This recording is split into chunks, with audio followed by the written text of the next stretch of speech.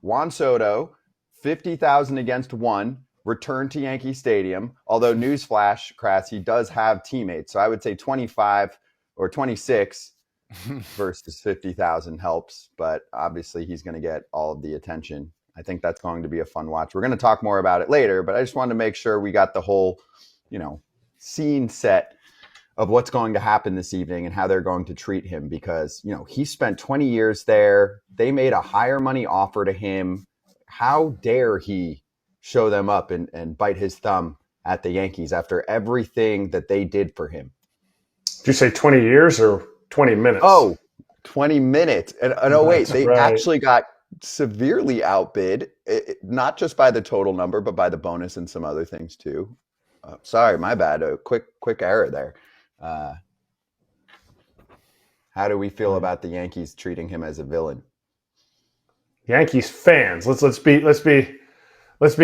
precise here. Yankee fans are definitely treat him like a villain. The guy didn't choose your team.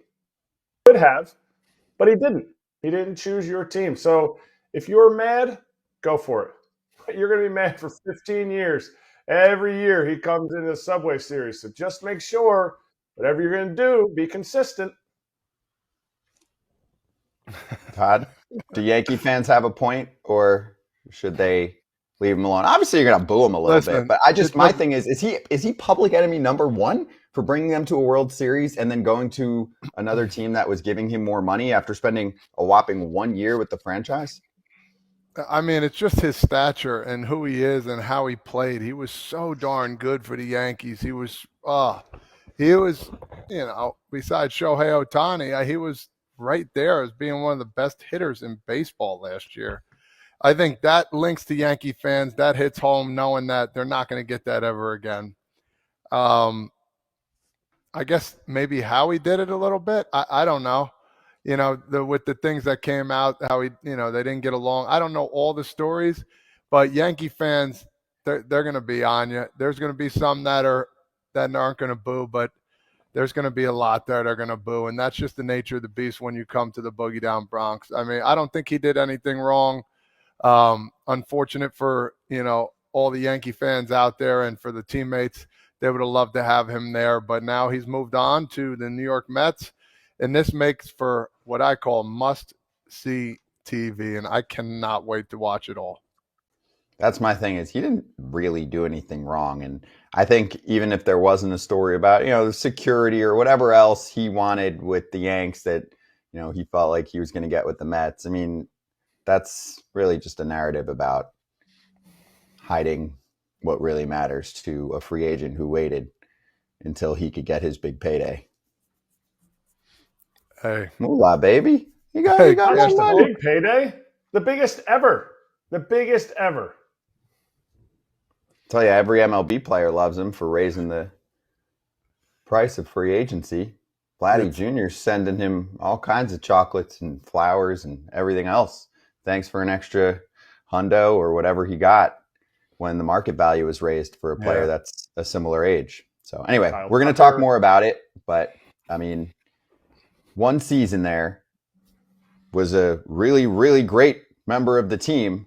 Mm-hmm. I think there's a difference between villain and just being jealous that you don't have the player anymore. That's what it really is. Upsetting for sure. You're upset. But I mean, hey, do you think that, all right, last one. Do you think that, Kratz, I'll start with you. Juan Soto is a Yankee right now if they offered him $850 million in guaranteed money? I don't need to hear how crazy the number is. Just would he be a Yankee if it was $850 right now instead of Is that the most? Is that the most he was offered? Is that more than any other team offered? Yeah. Yes, that would be more. Or even 800 obviously would be more in guaranteed money. Yes. If he got more, he would be a Yankee. Yes. Yeah, I'll down it to 800 because obviously that's still much more than 765. Yes. $800 million. He's a Yankee. Todd Father, $800 million. Is Juan Soto a Yankee or is he a Met at 765? I still think I would say he's a Yankee. Yeah, for sure. Boom. There we go. So I think we know where we can direct blame. If you really, really wanted the player as a Yanks fan, You could have offered more money. It's just that's how free agency works, and that's how life works for certain employees too. If they're working at a big company and they're in tech, and then another company calls them and says, "Hey, I'm going to give you an extra 50 G's or whatever," they're leaving. They're probably leaving.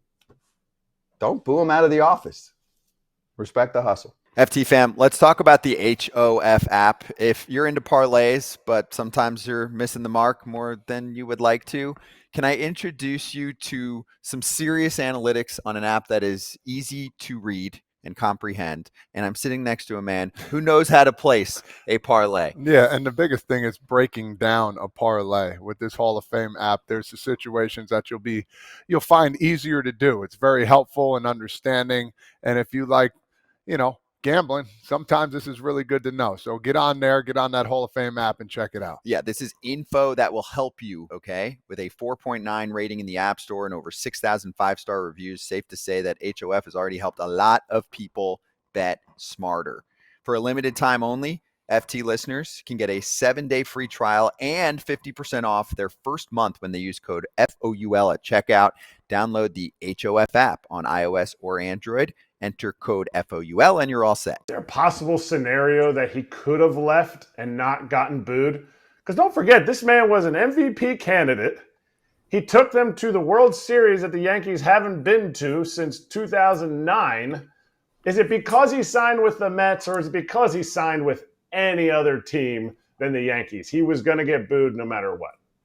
I'm sure there's a Mets element to it. I don't know if he comes back as, a Toronto Blue Jay, is he getting booed as much as he might tonight and over the next 3 days? I don't know. Who's to say? Maybe if he signs with the Dodgers, it's, a very similar treatment that he's going to get tonight. I think there's definitely something to the Subway Series rivalry, the big brother, little brother element that's always existed between these two teams in this city. I think that's going to add to it tonight. Does that mean the Mets are in Yankees fans' heads? That I wouldn't know. It seems like there's definitely been a lot of back and forth on social media with regards to Soto this season. It seems like everything he does, whether it's, if it's good, Mets fans are making a huge deal out of it. If it's bad, maybe a defensive blunder or something like that, or, being outperformed by Trent Grisham, Yankees fans make a big deal of that on social media. I don't know if Mets fans are in their heads or vice versa, anything like that, but it definitely seems like the Soto element to this rivalry has magnified things a little bit. You talk about magnifying. For a guy that's been a part of them on both sides, I think it's truly special. The Subway Series is one of a kind. Do you see this one, though, in recent years, this one being a little more significant and understandable? Like, this is for big-time bragging rights, because at the end of the year, no matter what happens, one side's going to get over on the other. Do you see this one being probably one of the biggest Subway Series of all? It certainly feels like that going into it. I mean, not only do you have the Soto-ness of it all, but like both teams are in first place. Both teams are seen as championship contenders. They're financial heavyweights. You've got all these other, cross-team ties with, Carlos Mendoza, Clay Holmes. I mean, the relationship, guys have with Aaron Boone from playing with him previously. So there's a lot of different storylines here that make this an enticing matchup aside from Juan Soto. And then obviously Juan Soto is just a huge storyline with anything that he does. So for a long time, obviously the Yankees have run the city with baseball, and this goes back 100-something years at this point, or whenever year they existed and started things up. I feel like, growing up in the tri-state area, you see Mets fans root for the Mets, but also keep a very close eye on the Yankees. With Yankee fans, it was kind of a mix. Obviously, the Mets haven't had nearly the success. Do you think that changes now? I'm not saying Mets fans are going to stop paying attention to the Yankees, but do you think Yankee fans over the next, let's call it 5 years for now, are paying very close attention to the Mets? Because despite them spending some money elsewhere this offseason that has worked out really well, like on Max Fried, if the Mets have more success over the next 5 years than the Yankees do, there are going to be a lot of fingers pointing at Hal Steinbrenner for not being able to keep a guy that he traded for and then got outbid by second fiddle in the city in baseball.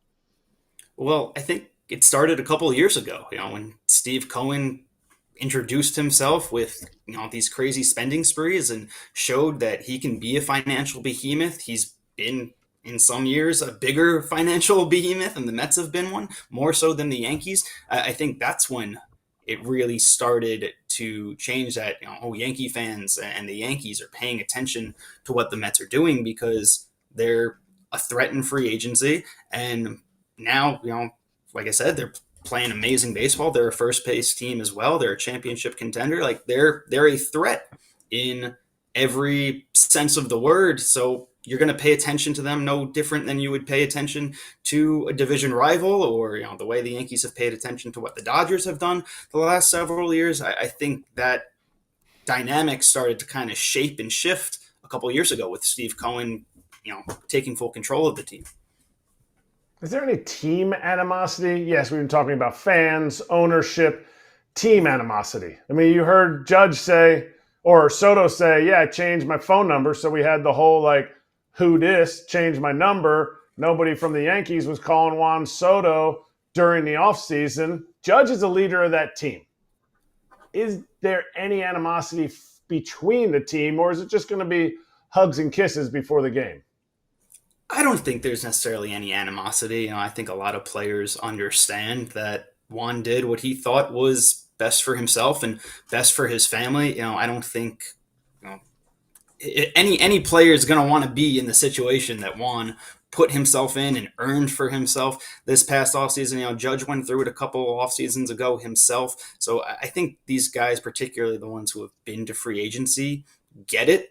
I do think the rivalry element of it, the Yankees versus Mets thing, that's definitely more of a fan-driven thing than it would be a player-driven thing. And like I said, you've got other guys on the Mets, on the Yankees, who have played for the other team, who have played for the other manager. So, I don't think there's too many hard feelings there.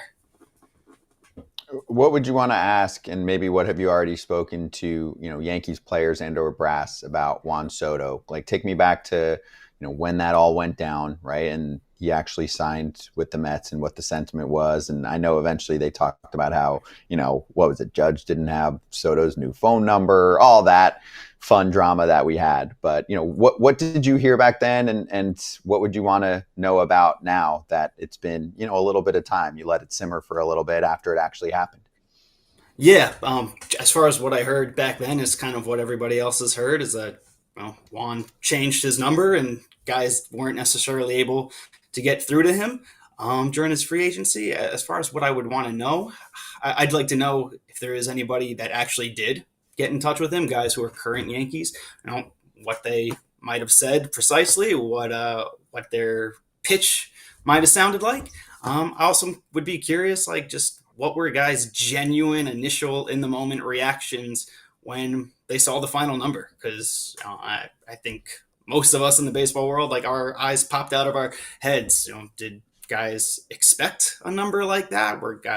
Did guys think it might be fake or a joke? Or because when Juan first went to free agency, or even leading up to free agency, we were talking about 500 million, 600 million, and that seemed astronomical, but there was at least expectations set for it. So I'm curious, how guys genuinely reacted in the moment when those first reports and tweets surfaced. Hey everybody, be sure to like and subscribe for more content. We're back here every weekday, all year long, so do not miss an episode. The videos are coming in all day. Here's another video you might enjoy. Baseball the way it should be covered.